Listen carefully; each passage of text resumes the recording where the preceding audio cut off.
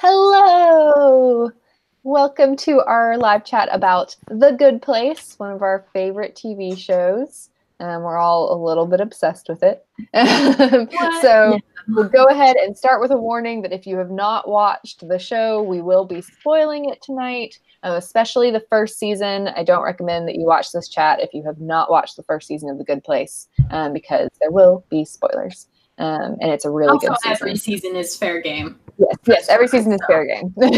Especially the first. The first season is the most surprising. So, yeah. Yes. All right, so we're going to start with the author and illustrator, Noelle Stevenson, author of Lumberjanes and Nimona, famously said on Twitter that everyone is a combination of two Good Place characters. So I want to know what everyone's combination is. So the first person I have is Desiree. Oh, man. Okay, I have to start. I think my two Good Place characters are Chidi and Jason. Nice. Because I know I'm kind of like nerdy like Chidi, but I also really like shiny things. And like I get distracted so easy. And like, I don't know. I feel like I'm a kindred spirit with Jason. Yeah. I also feel like arguably Jason is the only one who belongs in The Good Place. Like, he is so good. Just also, his heart. Going all the way into spoilers already, Jason's the only one who figured it out early on. Yeah. He was like, is this a prank show? A prank show? He asks if it's a prank show. I was right. Yeah. So, Jason's actually smart. Also, he likes jalapeno poppers, which is good taste. Yeah. They're delicious. And he's from Jacksonville, which is my hometown. Duval. And then I have Kelly. According to BuzzFeed, I am Michael and Janet, which I don't hate. I think that. I can. I see that. You're just very all-knowing. You are, which I'm okay with. Spoken like a true Michael / Janet. And Megan. I am definitely Eleanor / Chidi. Because I'm like, I don't care what anyone thinks. I'm gonna be a jerk. But then immediately afterwards, I'm like, what have I done? Every time. Are you in love with yourself? Yeah, Since you're both of them? I make a great couple. I feel like I am Chidi and Michael. I did take the BuzzFeed quiz and it said Chidi and Mindy St. Clair, which I also don't hate, but I prefer Chidi and Michael. I feel like Chidi and Michael is more correct. I do love Mindy St. Clair, but yes. I love Mindy. She's great. Did you guys know in that last episode that she was in, she was like 9 months pregnant? Oh my gosh. They like made a special suit for her. It's amazing. Yeah. Her character's so good. Yes. And she just gets better the longer the show goes on. I mean, all of them do. But yeah. I feel like that's a really great thing about it is like all the characters like build. Like they just keep getting better and like more complex and like funnier every time they show up. Yeah. Which is hard to do. Sometimes you get tired of a character, but not The Good Place. Yeah, not The Good Place. I don't even get tired of Derek. Which is the one character I would get tired of. Yeah. Even he has evolved, literally. Yeah. That like when he showed up again at Mindy St. Clair's house in the suit, I was like, what is happening? I love the martini glass, like with the olives. It's just olives. So good. Oh my gosh. Yeah. Yeah. I don't even know where to start with the show, I feel like. Okay, I have one. Yes. What is your guys' favorite scene from The Good Place? If you have a favorite like scene. Ooh. That's a good question. Or a scene that you just really like and want to talk about. I love the part where in season 2, episode 1, where it's fast cutting through all the scenarios where they figure out it's the bad place. Yeah. There's like the one where Eleanor is in like a field of cacti with just a bunch of balloons. And it's so visually pretty and so dumb. Yeah. I love it. And just seeing all the different scenarios, like Tahani is your soulmate, and this dog is your soulmate. Yeah. And just like knowing how much work had to go into that episode, like costumes and settings for like those like 2-second clips. Like, it's good getting a dog on set for like because I didn't realize at that point that the show was going to constantly be moving faster than I thought it should. Yeah.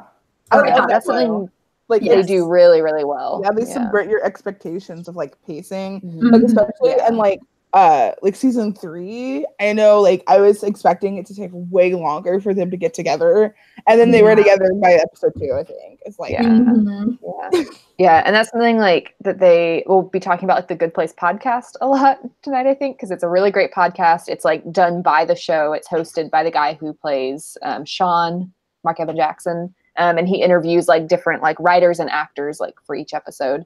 And like they talked about how like, they were constantly like thinking about like what an audience would expect, and how like the audience would expect in season 1 that like by the end of the season, maybe Eleanor would like get found out that she wasn't supposed to be there. But instead they had her like confess to it halfway through the season. So it like happened like way faster than you thought it would. And you're like, well, where's it going to go from now? And I feel like that's how the show always is I'm always like, where are they going to go next? I have no idea, because everything happens so much faster than you expect. Speaking of like things happening faster than you expect, I know like one of my favorite scenes that I liked a lot was from this past season again, when they were in the bar and like all the demons were coming in, and Janet's like, okay, come on, and she's like, but when I do this, just so you know, you'll die on Earth. And like, what? And then they just die. I thought that was so funny. Like, that's the only show I think you can kill off every single main character and keep going. And all of Janet's lines, I feel like you could study Janet as like a masterclass in comedy, because she consistently delivers things that way. Like, oh, by the way, you're all gonna die. Or in a few episodes earlier, she's telling them that, sorry, you found us out and we accidentally have damned your souls. And she goes, and that's our bad guys. I love it. Yeah, she's just like such a great actress in general. She's like played so many characters at this point with like the different Janets, and then like when everyone's in her void and she has to play like all of them. I love that. The best episode. Such a good episode. I feel like that whole episode is my favorite scene. Like everything in the void. There was a The Good Place live stream on YouTube. I don't know if any of you guys like saw it. But it was Janet's Void, and it was like it's like a 3-4 hour 4-hour live stream, and it's just her standing there doing nothing. And then like a couple of times she like pops out, and she pops out for like 22 minutes, which is like the length of an episode. And then back. I love that so much. Amazing. One of my other favorite scenes is the one, I'm trying to remember what the context of it is. Oh, I think it's like when it like shows, it was in this last season, and it shows like one of the reboots that we never got to see. Anyway, the like centaur Tahani. Yeah, like, one of my favorites ever. It's so good.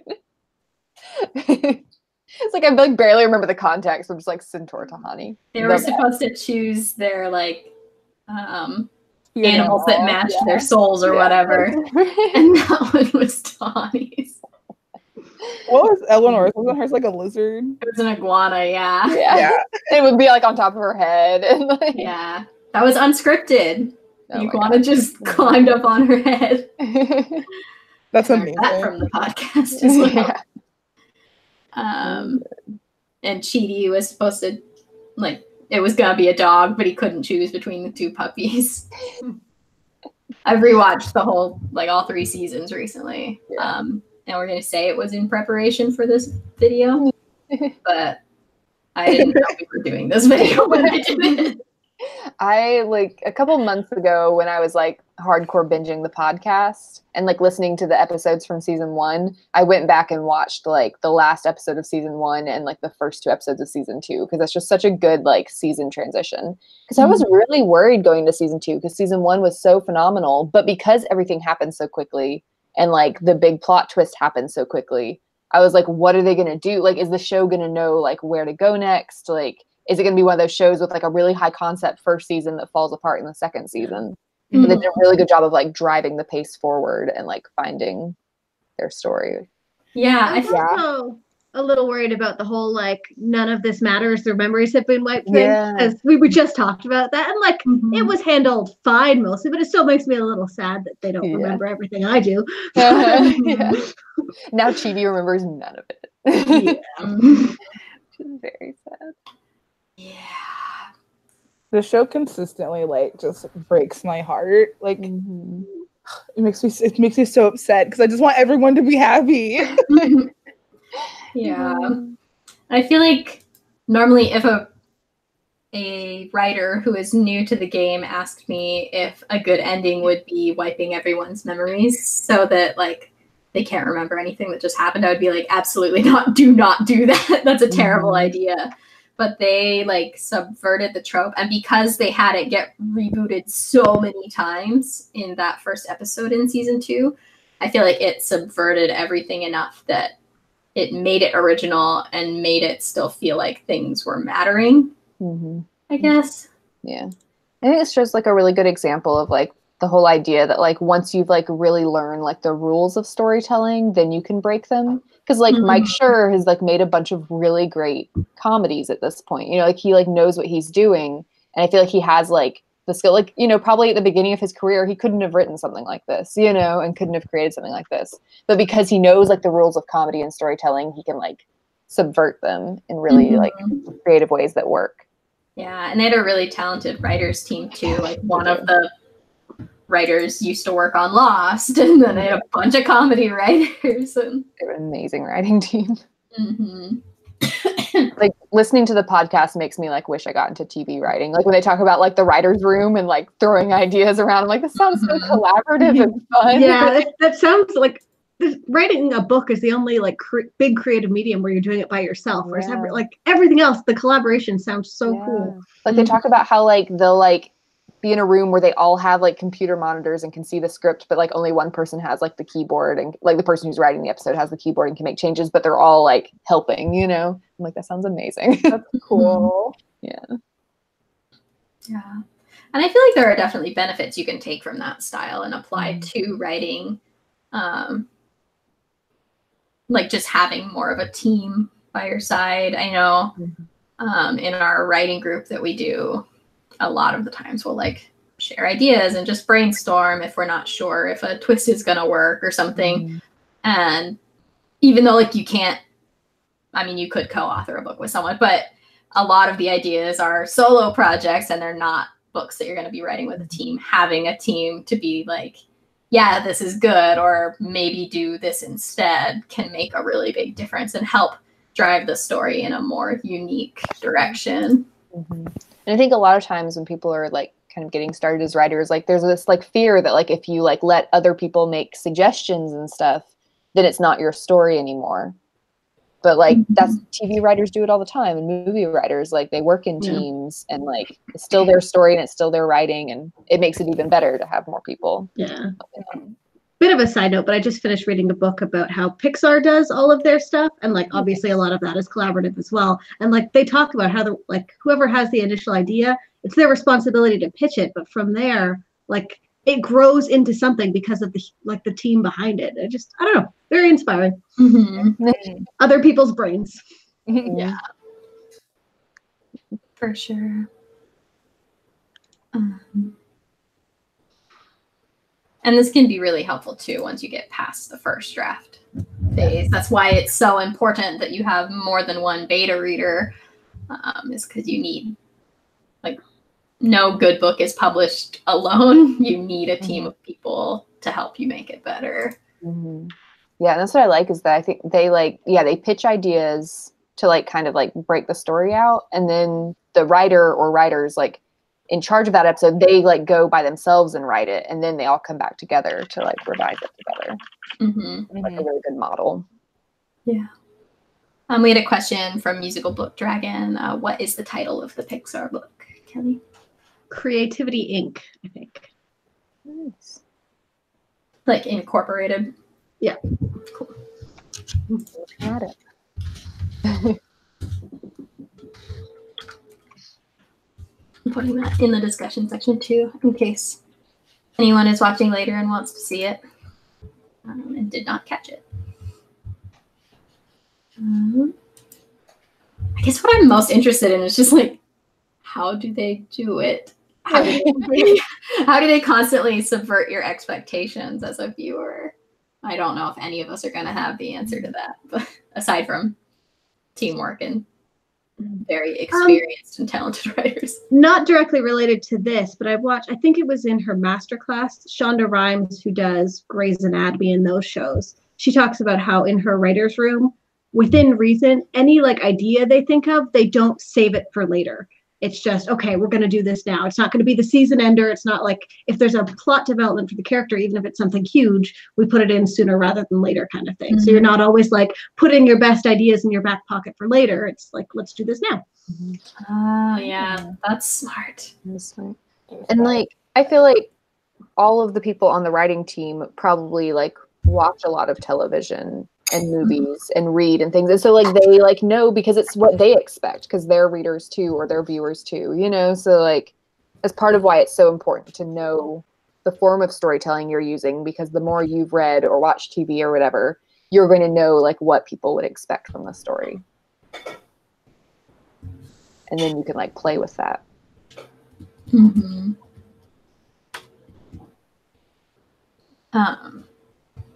Yeah, I really like that because I feel like my instinct a lot of times is like if I have a good plot twist idea or whatever, I'm like, well, I'm going to save that for the midpoint.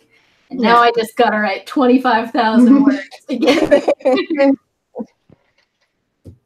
And like then you have that plot twist like in your mind, and I feel like sometimes then it's like you maybe make it too obvious too, like it wouldn't be as surprising as it could be. Yeah. We had a book club recently that kind of did that. Oh, what was it? I'll think of it later.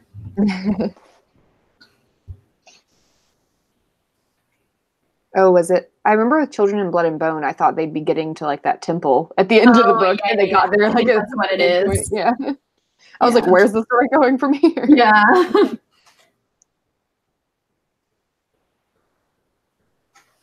Hello to everyone in the discussion section. Let us know any thoughts you have about The Good Place or anything you want us to talk about regarding The Good Place or the storytelling of The Good Place. We had one comment that said, personally, I love The Good Place. It's about people coming together to make the world a better place. And personally, I feel that reflects what I want to do with my writing. Yeah, The Good Place and really anything like sure does very much epitomizes my kind of worldview of like, let's make it happy. Yeah. Especially with The Good Place, like they get into like really deep topics. Like it's about ethics. Like a lot of the show is about ethics, you know, and like death. But like they still manage to make it, like funny and happy and Yeah, like you don't have to shy away from deep topics. It just doesn't have to be so like grimdark all the time, which I really like. Like when Desiree was talking about favorite scenes, one of the first things that came to mind for me was like doing the trolley scene, because I remember learning about like the trolley situation, conundrum, whatever, in school, and then like, okay, let's make them do it and see what your choice would actually be. I thought it was so funny. Yeah, that's my favorite episode. I think. I don't know. Every episode's my favorite episode. I also really like the episode where Michael has a midlife crisis. Yes. And he makes Janet Jeanette. Anything where like Michael is having any sort of crisis is he plays that so well. Like, he's such an amazing actor. He's America's sweetheart, as Marquez and Jackson calls him. I feel like the whole brand of happy existentialism is really what I strive for in my life. Like the part where Michael is talking about how people are just goo and skin, and if you remove one of those things, they die super easy. Like, or when Chidi goes after that guy who's trying to sell him drugs and does a whole like nihilistic speech. I love it so much. Can you guys think of any books that are as subversive for like, let's say the YA genre as The Good Place is for comedy? Don't know. I don't think so. I'm sure there's something, but I don't know what.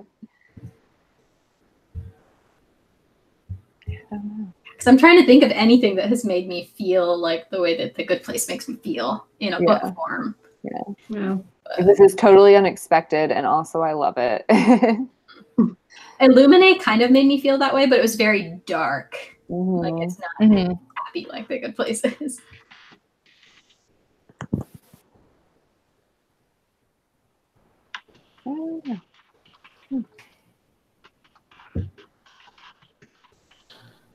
What do you think would happen if the characters from The Office and the characters of The Good Place like met each other? Oh my gosh.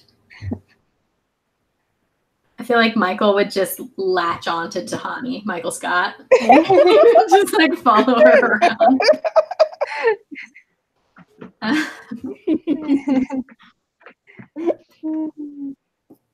Pam and Jim would never figure it out. They would just think they were in The Good Place forever.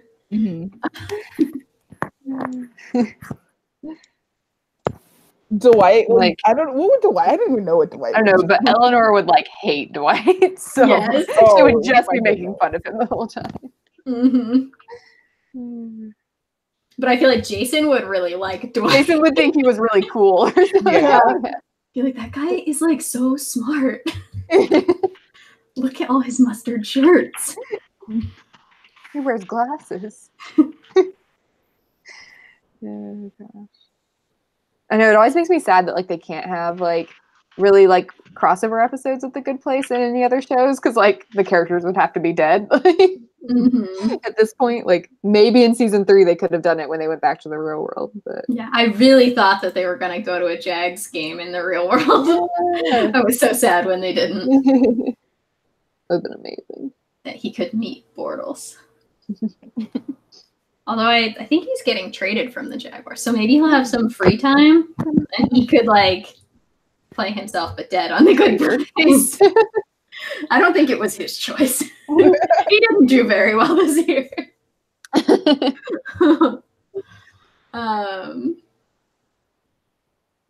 Yeah, they have some of that like. It's not like crossover, but they'll have references to family names from Pawnee or Parks and Rec. Well, like the safe that Jason died in was a Swanson safe. Yeah, and like Eleanor reads a magazine that like has, funnily enough, has an ad for that one guy's cologne who's played by the same actor as Derek.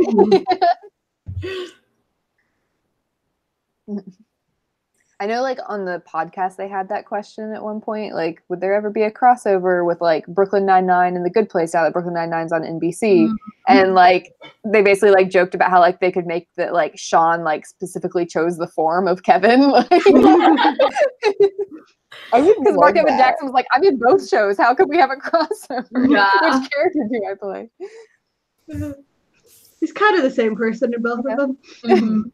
And a lot of like the side characters or the really minor roles on all the NBC Mike Schur shows. There's a lot of crossover. They play like really, because he's kind of the same person on Parks and Rec as well, and Derek Pimento, whatever he was, cologne guy, all kind of the same person. Yeah. I think if there was a Brooklyn Nine-Nine and The Good Place crossover, I think Eleanor and Jake would be best friends. Yes, they would love each other. Oh my gosh. Oh, that'd be so. I really, even if it wasn't a full crossover, just if like Jake hit his head and saw Ted Danson or something while he was passed out, that'd be great. I was always expecting Doug Forsett to be like somebody like an actor we recognized or something. So I was really surprised when it wasn't because they built him up so much. Yeah. Yeah. I feel like they probably did that on purpose to add to the whole feeling of being let down by who he actually was. Oh, Doug. I always thought that picture was Mike Schur. A lot of people did, Forsett, but it's not. It looks so much like him. Does anyone have any super strong feelings in terms of romantic pairings on the show? Because it's something we kind of talked about before season 3 had aired, and everyone was kind of feeling like you never know who you're supposed to be shipping. Yeah. And they've kind of made it a little more solid this year. I always feel like I go back and forth on Eleanor and Chidi. Like, I don't love them as much as I want to. Same. And like as much as I feel like the show wants me to. You know, like, I don't know. I feel like it's almost there, but not quite. Like, it's because we can't, there's not enough time for us to see their relationship really develop. Like, the reason you care so much at the end of season 3 is because you finally get to see them being a couple, and it's like, oh, that's how you make a good couple. But I like also just sometimes feel like the two actors don't have like the same like instant chemistry that sometimes other actors do. Like sometimes other actors in shows, it's like they have one episode. Like Jake and Amy, like after like the first episode, I was like, yes, that. I want that to happen. Or like Leslie and Ben, like as soon as Ben came into Parks and Rec, I was like, yes. And you're like, yeah, okay. And he's like mean to him, and I was like, yes. But I feel like Eleanor and Chi like never really had that chemistry. And so it's always been really hard to like sell me, especially since we don't get to see like a relationship develop much. Like I feel way more chemistry between like Eleanor and Tahani, but at this point I don't feel like it's because like going into like season 2, I was like maybe it could go either way, but at this point I don't think. I think Eleanor and Chidi are like in game. The only one I feel passionate about is Janet and Jason. Yes, Janet and Jason forever to get together. I'm so glad that like finally he found out and like things are moving in that direction again. I was like, oh, you've tortured us for like 2 seasons. Yeah. They're the best. I liked Eleanor and Chidi the best in the first season. I think that had like I really shipped them in the first season, but like they keep erasing everyone's memory, so it's like it's really hard to kind of form like attachments to ships because it can be ripped away at a moment's notice. Yeah. And I feel pretty strongly that Chidi's going to fall in love with Simone again, because the only reason they broke up was because he didn't want to tell her about the good place and the bad place and then have her go to the bad place. But now they're there. They're going to have the same chemistry, which I definitely felt their chemistry. They're like excited nerdiness. And on the podcast, they were talking about, I want to say it was Sandra Day O'Connor, whose husband, my dog, whose husband, as they grew old, got Alzheimer's and had to go into like an assisted living place and ended up falling in love with someone else, but she still visited him because she was happy. He was happy. And I'm like, 100%, that's gonna be Chidi. Yeah, I can see that. Yeah, I could see that. Because I definitely felt more chemistry between them. Yeah. Than Chidi and Eleanor. If that happens, then I really need Eleanor and Tahani. Can we just have like yes, like Chidi and Simone? Eleanor Eleanor's attracted to her. She said it. Yeah, she said it so many times. That's like one of the like best like moments because like her dialogue in particular is always so good because she like talks so fast, but like has these like revelations in the middle of her dialogue, and that's one of the best ones is when she's like going in this whole spiel, and then she's like, side note, I might be legit into Tahani, and then just like keeps going. So good. When she called her a sexy skyscraper, I yes. I love them. Yes. And now that Jason is pursuing Janet again, they're both free. The one question I have about the Jason and Janet thing that like I feel like I need to rewatch because maybe it was explained. But like, okay, so Jason and Janet got together in like the very first iteration of things. And then, but in all those reboots, like in that episode where Michael keeps rebooting, he reboots Janet every time because she doesn't remember. So how does she remember being married to Jason at this point?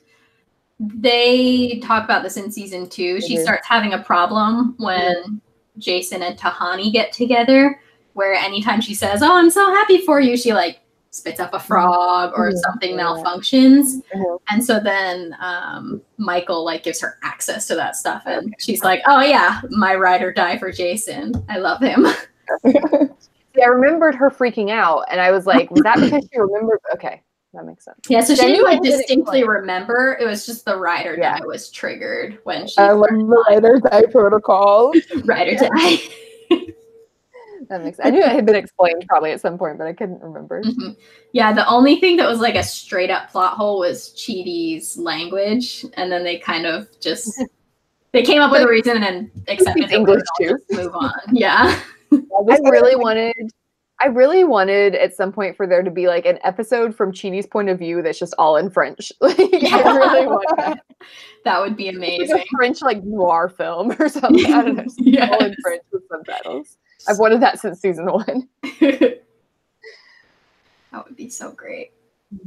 So is Janet getting rebooted different from when Janet got murdered? Which is another one of my favorite scenes. I think it's the same. It's her being murdered. I like getting stronger. Yeah. Attention, I have been murdered. I have been murdered. I just like her pleading for her life and then like backing off and getting super reasonable. She's like, think of my children. And she's like, I don't have any children. This is the picture from the Kids' Choice Awards. Like, I love that scene. And like, yes. She's like, Michael, you can't, I'm pregnant and you're the father. Like, I have tickets to Hamilton. David is coming back.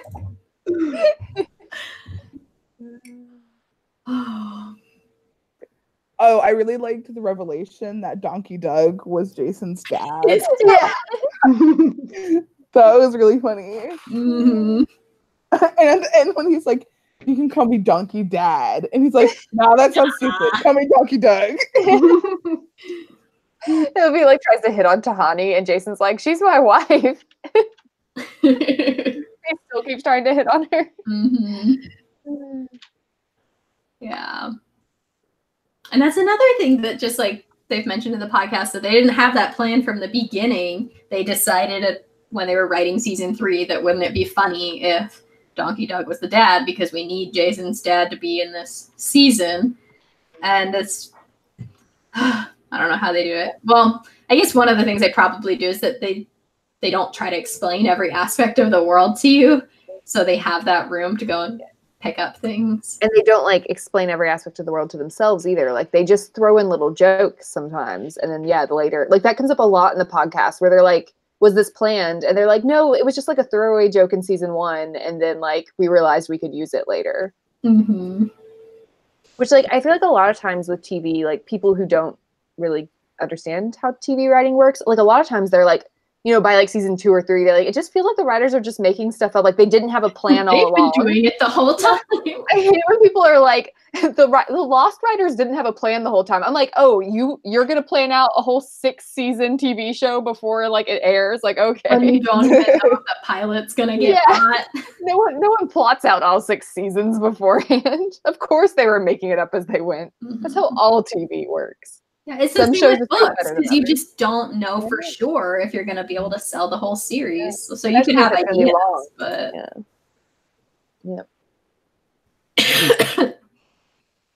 But I do feel like The Good Place has done a very good job of making it seem like they've known where they were going all along. Yeah. Mm-hmm. And they're really good at dropping, like little bits of like minutia and stuff, you know, just like, because that's like a really good comedy trick is having these like very specific details and stuff that like don't really matter, but they're funny because they're so specific. But then like later they're able to make things, they're able to like work with those things. Yeah.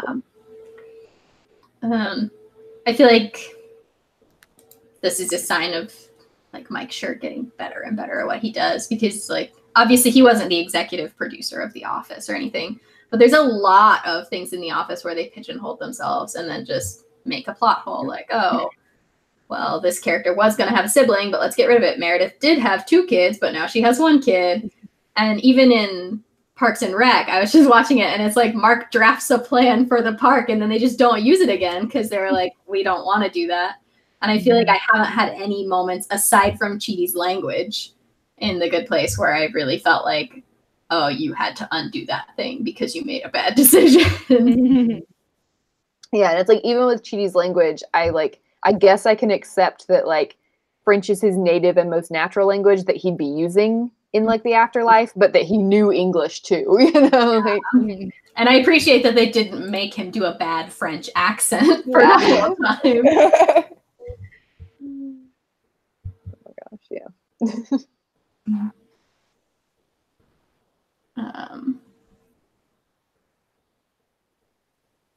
someone, I'm sorry, I don't know how to pronounce your username. I'm very sorry, but someone commented, but there are problems when you don't have some kind of roadmap for where you want it to end up. For example, Once Upon a Time, Supernatural, et cetera, et cetera. And I feel like that can be a problem when you don't know when to call it quits, which is one of the things I'm really curious about in The Good Place is like, how long are they going to make it go on? Because Supernatural, like they should have ended that a long time ago. Yeah. They said in an interview 5 seasons. Really? Yeah, I can't remember what interview it was, but I think it was like right before season 3 aired because Kristen Bell was saying that like Mike Short told her the whole thing, the whole 5 seasons, and then she completely forgot all of it. Yeah, I feel like the big thing is less like knowing everything that's going to happen and more knowing when to quit. That's something I always really respected about Lost was that they said 6 seasons is all we're doing. When they like could have kept going if they wanted, they had the viewership for it. They had the ratings for it.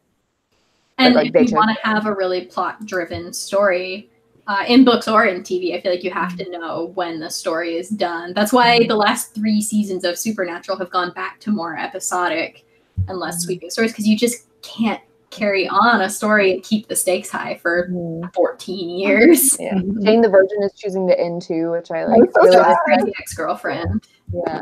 Because Jane the Virgin could become a huge mess if they tried to like keep going it forever, you know? I'm really glad. As sad as I am, I'm like really glad that they're like choosing to bring it to a close. I think that's like really a sign of like a team of writers that like even if they didn't have everything planned beforehand, like they're good at like creating more story. You know, because then they also can tell when they don't have more stories. Where something like Once Upon a Time, like it just kind of felt like they were just doing the same thing over and over again. Well, they did a grand finale, and then they were like, "We're gonna do 2 more seasons," and they only did 1 more season. They're like, all of our major actors are leaving, but we're not gonna end the show yet. We're not gonna stop. What they should have done, like, so I liked when they like rebooted it, but like if they would have done it like what they did with like Once Upon a Time in Wonderland, and like had it like that, like because it was a completely different show. Yeah, just a spin-off show. And I think maybe if they'd done it sooner too, because the issue I think was that the show went on for too long. So even once they rebooted it, people weren't watching anymore because like I got tired of it before the plot line. I didn't watch like the second to last season either. Once they started killing off all the love interests was when I stopped. I got all the way up into like the last season and watched like even like half of the last season, and then I was like, this is stupid. No one I care about exists anymore. And then the fairy tales were like, they were just doing literally the same fairy tales over again. And it was just like every half season was the same plot. Like it was like there's a curse and a new bad person. Will Regina be bad? Every trailer. Is Regina going to be bad again? Will Rumpelstiltskin break his promise to Belle? And it's like, oh my god. And didn't they like cut out bad Regina so there was good Regina and bad Regina? Yes, there was. I did. That was a thing. And then they ended up undoing it. Oh, okay. I can get on board with that, I guess. I was real pissed when they split her. Yeah. They undid it. She was like, you need all of yourself. She does, exactly. Oh my gosh. They ended the entire season. So. I can respect that then. Oh, we got a little off topic, but TV is great. It is so great. TV is great. And I think Once Upon a Time like lets its characters like evolve and change, which is really good. They don't like try to keep them static, and like the characters are able to change without the writers being like, what do we do with them now? Like Eleanor's become a better person. Michael's become a way better person, you know? And they don't feel the need. Like, I think a lot of other shows would have like Michael slipping back into his old ways over and over again. And it would get really tiring. Like, oh, great, he's betrayed them again or whatever. But like they let him like grow and change and become a better not person. Demon. A better demon. Better demon. I like the episode Leap into Faith when they have to hide under the train. Yes. And he's like, you guys, I was so scared. Yes. I was like, he's a good person. He's like actually a good person now. And when they're like, we figured out your clues, these 5. And he's like, I left you 10,000,007 clues. I forgot about that. I forgot about that too.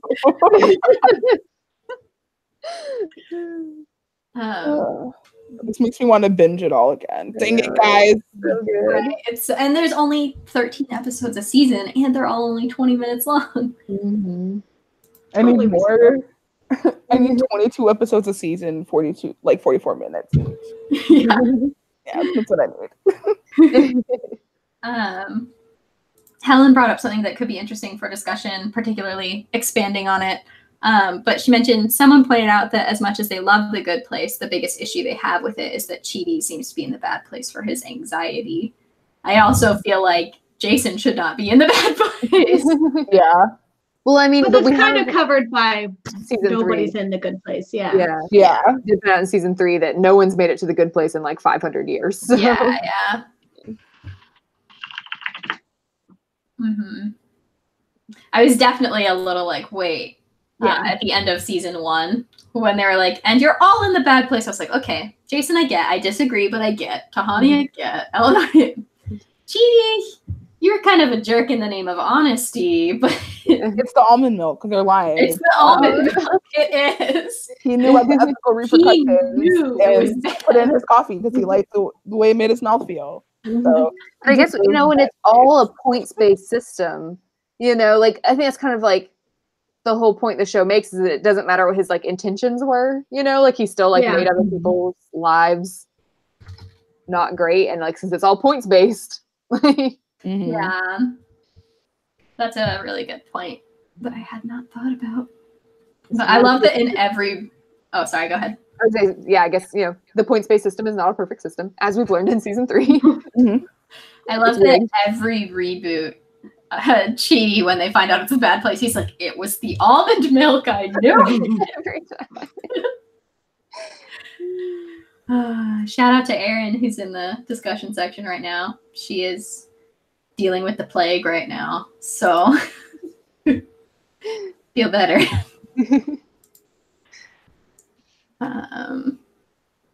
Let's see. Helen also said Darcy Carden deserves every single award she can get for playing Jin. Yes. It's accurate.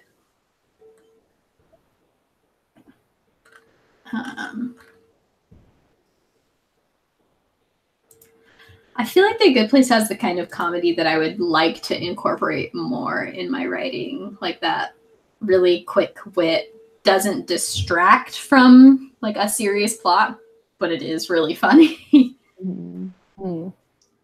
So. Michael Shore should write a characters that like play off each other really well. Yeah. Like he like ensemble casts are like so good. Yeah, I always want to write an ensemble cast, but then I get really intimidated. And I see shows like The Good Place or Lost or, I read The Raven Boys and it's like, oh, look, they did an ensemble cast just fine. Like, you just need a plucky leader. My story is an ensemble cast and it's hard. So hard. Mine is so hard because each character has to have their own personality. So that's like, you're basically like quadrupling like your workload of like character creation. You have to like develop everybody and make sure they get like enough time on the page. They all have years and goals that contradict each other. Like, I'm not really writing an ensemble cast right now. Like I definitely have clear main characters, but there's just a very large cast of like secondary characters, and it's so hard to make sure everybody gets like included enough. Like like that it feels like a full cast of like people. Like it's difficult. What I did, like, when I was revising some of the like first half of my book, when I had like the group scenes when all 4 of the main characters were together, I would change like the color for the dialogue. Like each character had like a different color, so I could see how many times they were on the page. That's very wise. And that helped because I was like, oh, this character hasn't talked in 17 pages. I should fix that. I love it. Yeah, I've written one book like that where it was like, I think 5 cast, like ensemble cast. And yeah, stuff like that is super helpful. What I'm writing right now is more like Lost, where there's just like a million characters in the background. Oh, great. It's too bad Erin's not here to fight with us about Lost. I know. It's so peaceful. I can bring up Lost without anyone saying anything. If you've never watched us before, Emma and I love Lost and Aaron hates it. I have watched like the first like season and a half of Lost, and I cannot get into it. Oh. I keep trying, but it's like I love it. Aaron said, "I will fight all of you." Not with the plague, you won't. I guess you'll just have to come over here. Oh no.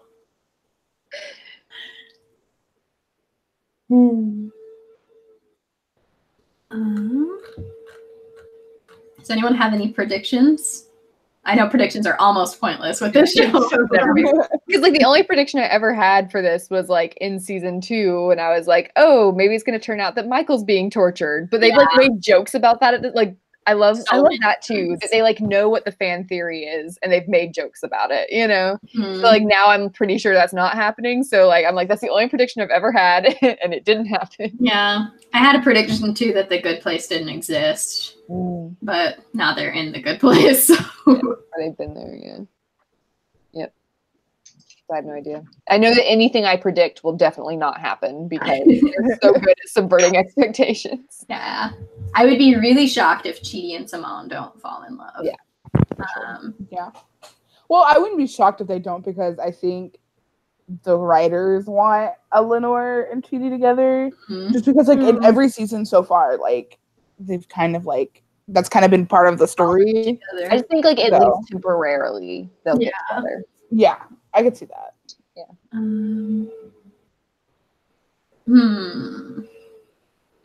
I still really want Jason to meet Blake Bortles, so I'm gonna predict that that's gonna happen at some point.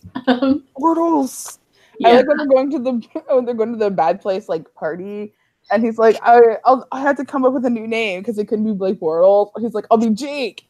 He's like, don't say Jordals. Jordals. Jake Jordals. Although he's like, portals. That's a good episode. I would love to sneak a peek at what Pillboy is doing with it. Now that he's had them like intervene. I would in general love to see if any of their consequences matter once they figure out the whole screwed up system. I'm excited to see who the other two people are to like torture Jason and Eleanor. Yeah. Yeah, because it's like, who would really torture Eleanor at this point? Like Eleanor's dad, that would be interesting because he is dead already. We know that. Yeah, that would be interesting because we haven't met him yet.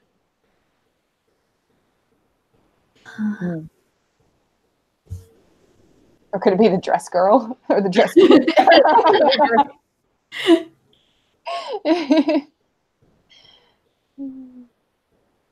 So many possibilities. So many people in Eleanor's past. Yeah. Do we have any other questions?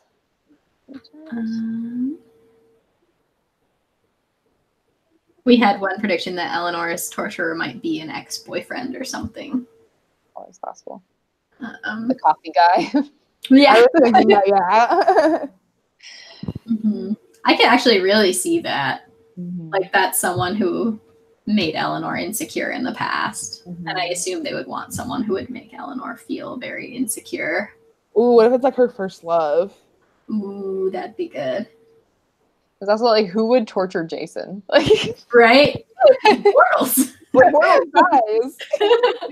Blake Bortles after he left the Jaguars. Yeah.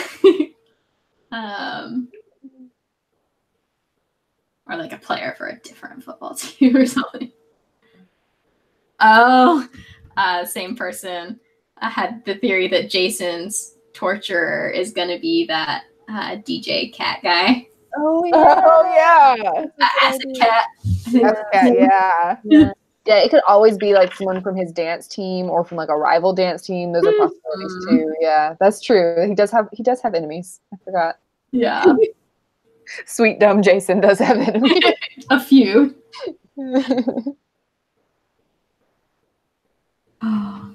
I'm so excited for this show to come back, and it's not coming back for so long. When's it coming back? I think it's September again, right? Yeah. Yeah, that's what I figured. Ugh, It's too long. I know, but I also don't want them to rush. Yeah. I'm torn between wanting it right now and wanting to give them as much time as they need. Mm-hmm.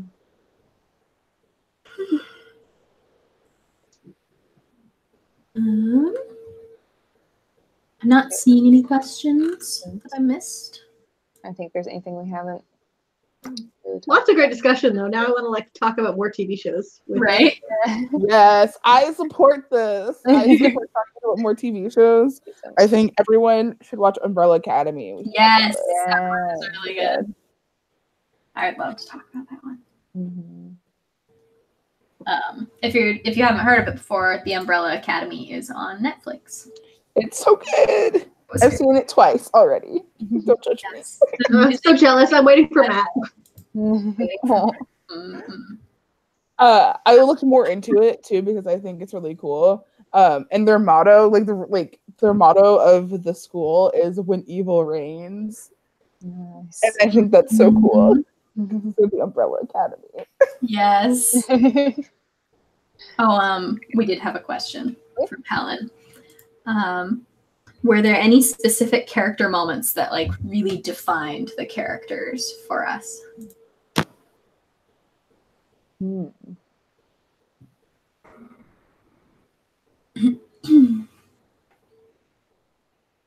I think definitely like when we first like kind of like see like Tahani's life before, like the way her like family treated her, like that was a really big deal because you always thought she was just like this like vain like like I don't know like charity person, like A really rich like, girl who never got challenged and just loves herself so much.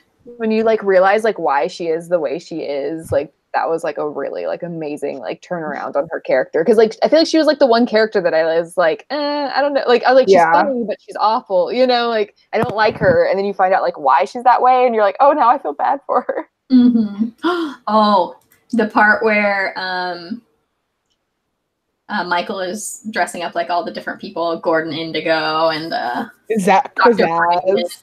Yeah, when he goes to get Jason, he's like, I'm Zach Pizzazz. I can get you to this place. And Jason's like, I actually don't want to do that, but thank you. And he's like, but I'm Zach Pizzazz.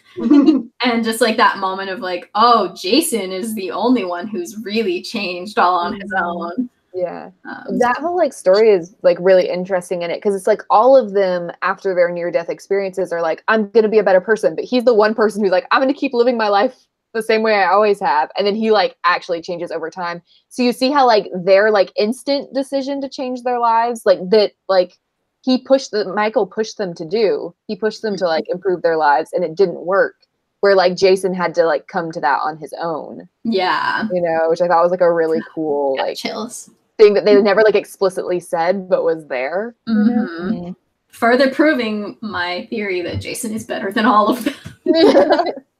He's so pure. Just had a rough start. Everyone had garbage parents. That's like the same. It's like, except we didn't see Chidi's like we've never seen Chidi's backstory, like in his family. I would love to see more of his family. Turns out his parents are like both like psychologists or something. Yeah, aren't they both professors?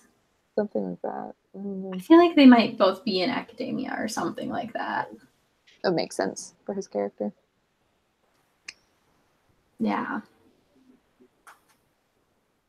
Such a great show.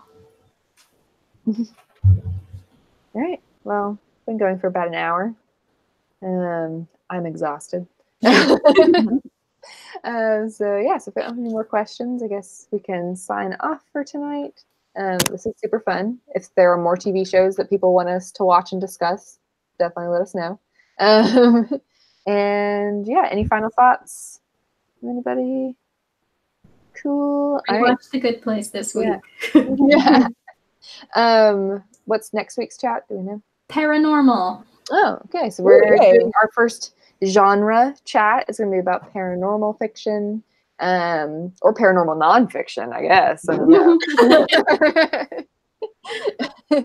And so, yeah, we'll have videos all week, and then we'll see you next week. Bye. Bye.